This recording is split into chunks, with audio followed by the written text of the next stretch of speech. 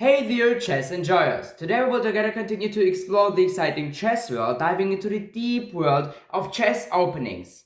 How you already read in the title of this video, today's topic is a very interesting Gründfeld Defense. Officially played for the first time in the year 1855 in a chess game in Calcutta, a very big city in India. This opening appears after the key moves d4, knight f6 by black with the so-called Indian defense, followed by pawn c4, pawn g6, knight c3, and the key are also called the main move of the Grünfeld defense, which is pawn d5, like this. So how you can see, the Grünfeld defense is a pretty modern chess opening, transposed from the King's Indian defense. And here, by playing pawn d5 by black, they're just offering their opponent, so the player plays the white chess pieces to capture their pawn, with the intention to afterwards capture back with their knight from f6, like this. This is the so-called exchange variation of the Grünfeld defense.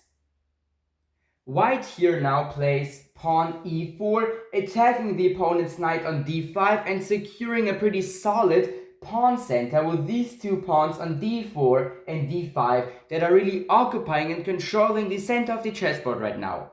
The main line would now go on with black capturing the white knight on c3, on which white would take back and fulfill the light chess piece trade by capturing back with their b pawn like this, even more strengthening their pawn center and center occupation with this c3 pawn right now.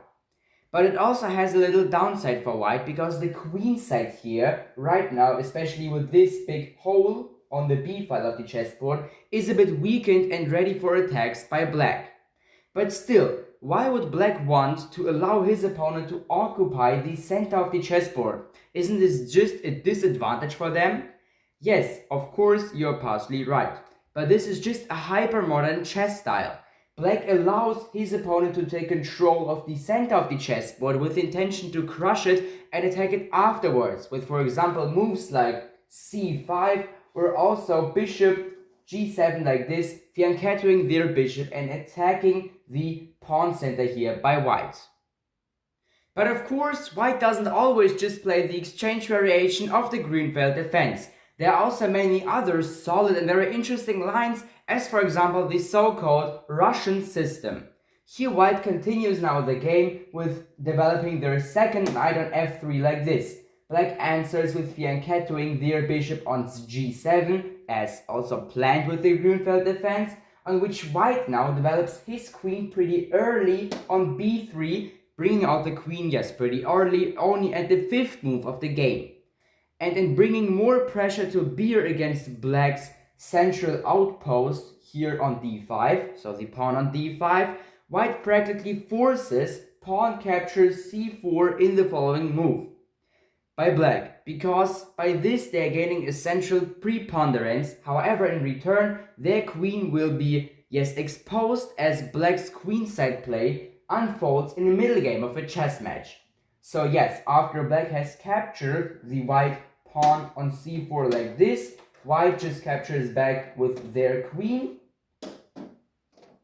like this.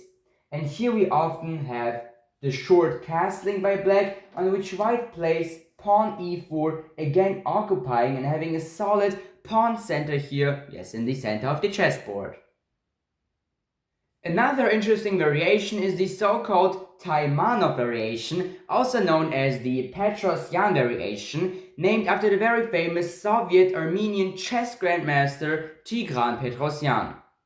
Here we again have knight f3 by white, followed by the bishop fianchetto on g7, on which white now does not develop his queen on b3, bringing it out pretty early, but rather develops his bishop like this on g5 pretty aggressively.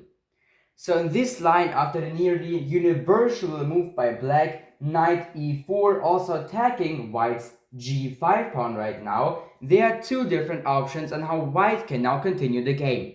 They can either escape now with the now attacked bishop from g5 on h4 like this, or they continue with capturing the black pawn on d5 right now.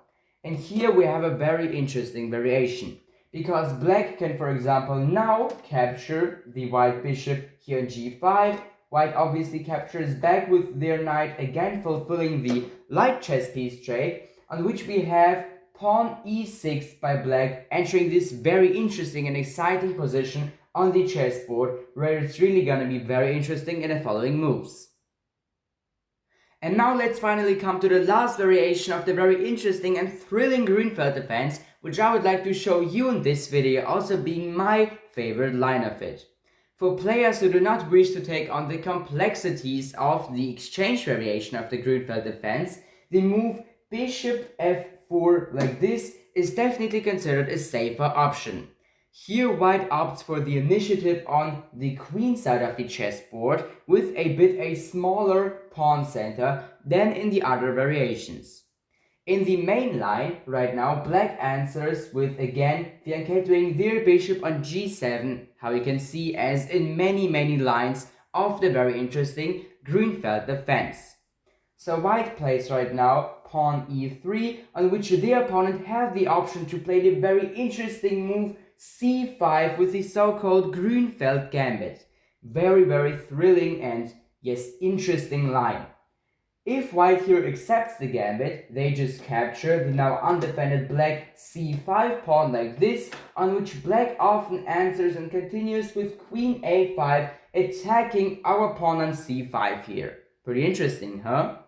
And this was an audio with this video in which I have shown you the Grünfeld defense. I really hope that you liked this video. If you liked it, feel free to subscribe to this YouTube channel and activate the announcement bell. Leave a like and write down in the comments about which other chess topics you want to have a brand new video about. Thanks for watching. Until next time, bye!